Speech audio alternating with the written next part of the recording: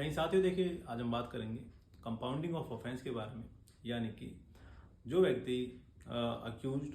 और जो कॉलम 3 में सेक्शन 359 और BNSS 23 में सेक्शन 1 और 2 में जो कॉलम 3 में व्यक्ति दिया हुआ है, उसके द्वारा जब ऑफेंस कंपाउंड हो जाता है,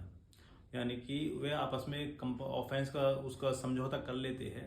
और इसमें दो है कि एक तो with the permission of court है, यानी जब कोर्ट परमिशन आपस में उनका समझौता होता हो गया है, लेकिन with the permission of court, court की परमिशन लेनी होगी, उसके बाद ही वह ऑफेंस कंपाउंड होगा। वह सेक्शन 2 में बताया हुआ है इसमें। तो सेक्शन 1 में without the permission of court, यानी कि आपस में उनका समझौता हो गया और कोर्ट में उस समझौते को